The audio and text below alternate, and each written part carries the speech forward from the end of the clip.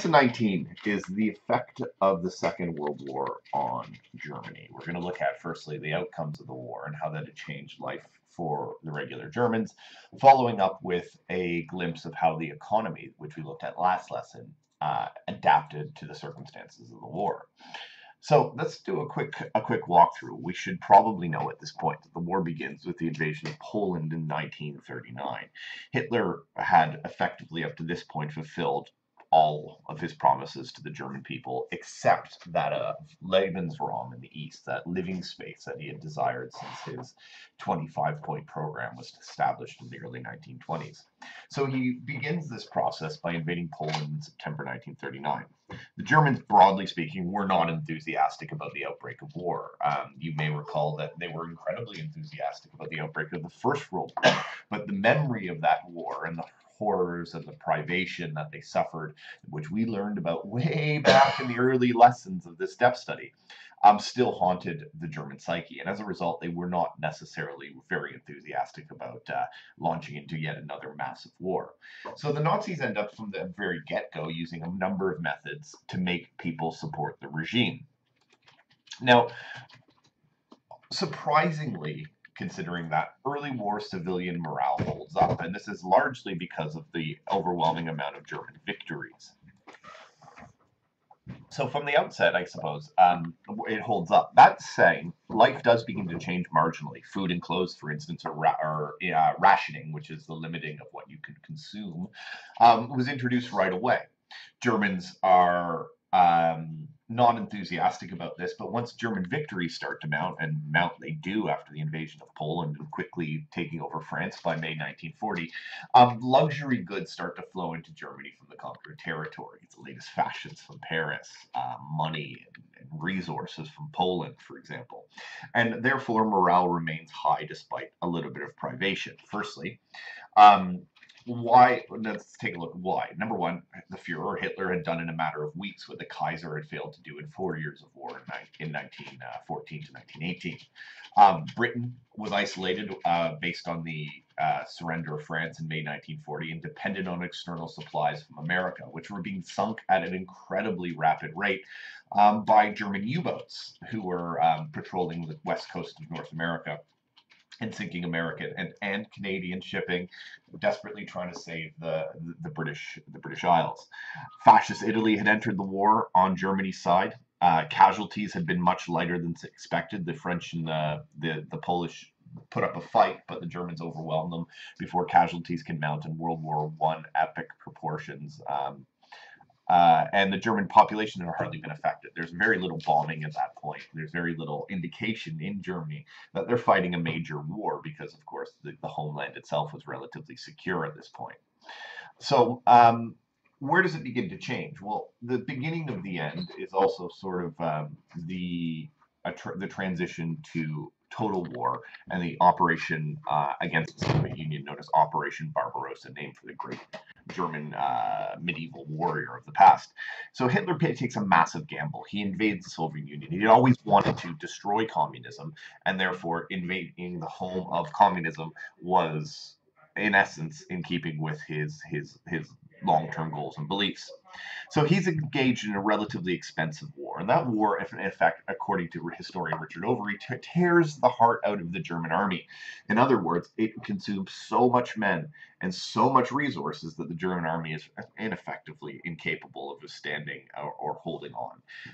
And as a consequence of this, in the midst of this massive campaign against the Soviet Union, the civilians find their lives disrupted even more. And when you're telling the story of civilian morale in any type of question, you have to talk about it in stages. Early war, good.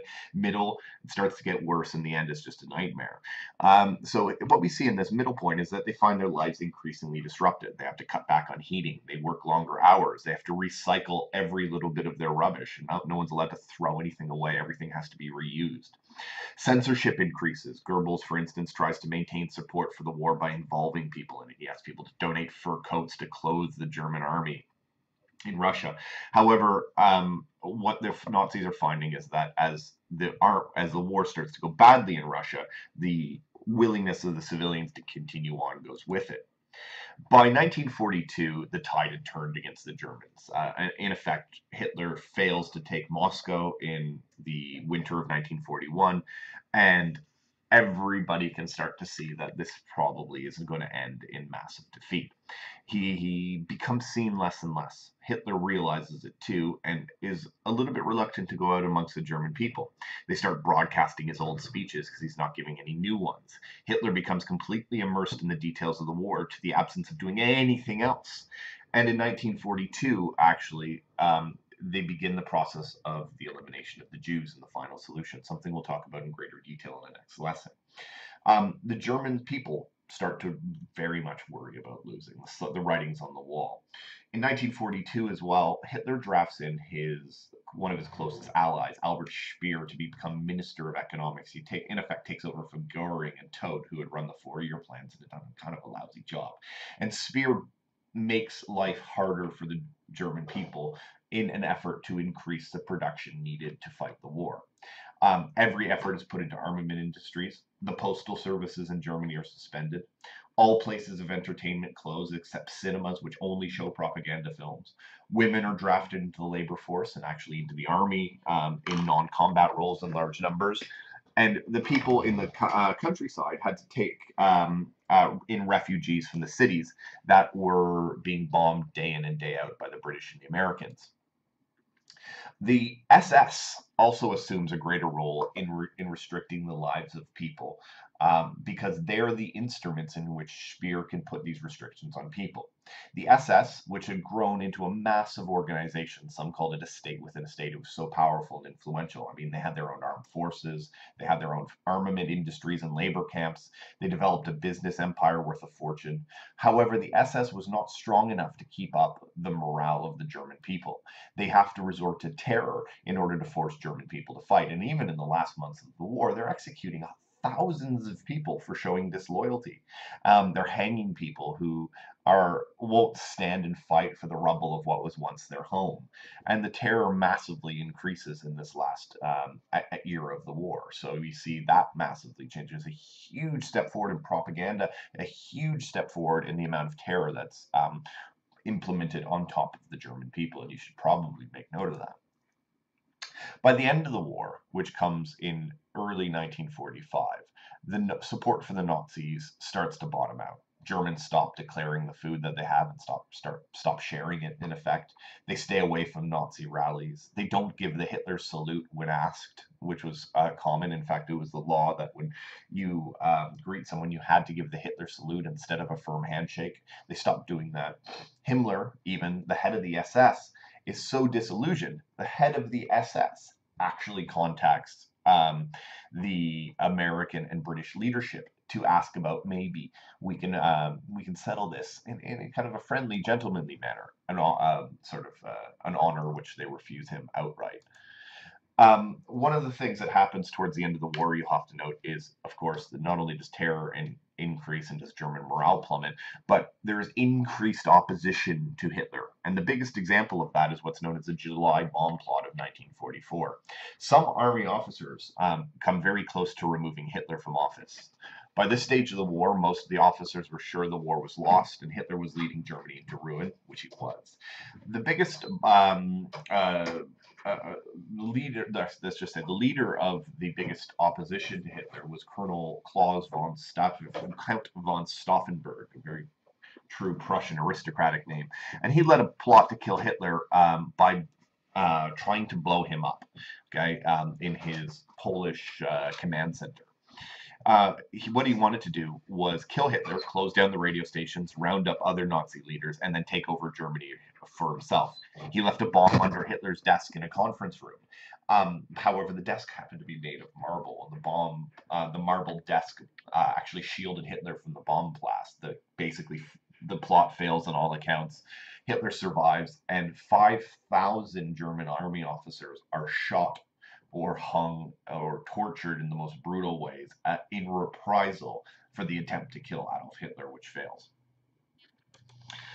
Here's a picture of the post-bomb damage, and you see the giant desk, which had been upturned, and leading Nazis. That's Goering there in the white uniform, surveying the damage. Hitler survives. Hitler actually took his survival of the July bomb plot as a sort of a sign that the gods or whatever, God or whatever he thought, divine intervention, was on Germany's side and that he was going to win the war. He was obviously epically wrong. But anyhow, opposition increases. Another major effect of the end of the war was the increase of the bombing at German cities, most notably the bombing of the city of Dresden in East Germany. And this has a really dramatic effect on the lives of Germans. The Allies basically decide on a new policy from 1942 forward that they would bomb German cities to decrease morale. And it's an all-out assault. They're going to attack industry, and they're not only going to attack industry, they're going to attack residential areas in the German cities. And their objective is to completely cripple German industry and lower the morale of the civilians. In effect, that's terrorize the Germans into submission and surrender. And between 42 and 45, the bombing escalates, getting worse and worse and worse and worse and worse. By February of 1945, the Allies are not even looking, in effect, at German industry anymore, and they're just bombing German cities. And they firebomb the city of Dresden, which kills anywhere between 35,000 to 150,000 people in 2 days. By 1945, the German people are in a completely desperate state. Food is dwindling. 3.5 million civilians had died from Allied bombing. Refugees are fleeing the cities into the countrysides, eating all the food. Refugees are fleeing the eastern part of Germany from the advancing Russians, who they're terrified of. And by April 1945, the German army and people are in a state of collapse. In 30th of April 1945, Hitler shoots himself in his bunker in Berlin, and 7 days later, the German leadership surrenders, and in May 1945, May 8th, 1945, the war is over. Most of the Nazis, the leaders, Hitler, Goebbels, etc., commit suicide. Some of them get away. Others are tracked down by various groups. Himmler is arrested by the British and commits suicide. Germany, at the end of the war, is in effect left a shattered country. It gets divided up into zones of occupation. These zones are run by the British, the French, the Americans, and the Soviets. And that's, of course, where we're going to pick up with Unit 4, which looks at the origins of the Cold War and how this organization of the 4 Allied leaders breaks down in the wake of the end of the war. Now, this is an example. Okay, so this is a picture of Berlin at the end of the war. If you can even call that a city, that's effectively what it looked like. Thanks, war. What else am I going to say? Anyways, just a quick rundown on the Nazi war economy, which is something we could consider. You want to talk about how the economy changed, okay? And sometimes, in very rare instances, they ask you a question about the economy 1933 to 1945, likely in a 40-mark question, so just keep this in mind. When war broke out, it did not bring massive changes to the German economy. Germany had been effectively preparing for the war since 1936. In the early stages of the war, Germany was a little bit short of raw materials, which was made worse when the British Navy started to block sea routes into Germany. However, when they start to conquer territories, i.e. Poland, for example, or France, they start to get the raw materials they need via plundering the places in which they had conquered. For example, 20% of Norway's entire production was taken exactly by Germany in 1940 for the benefit of its people and its war industries. In 1942, as I mentioned earlier, Hitler puts his architect, who's actually quite a brilliant organizer, Albert Speer, in charge of the war economy.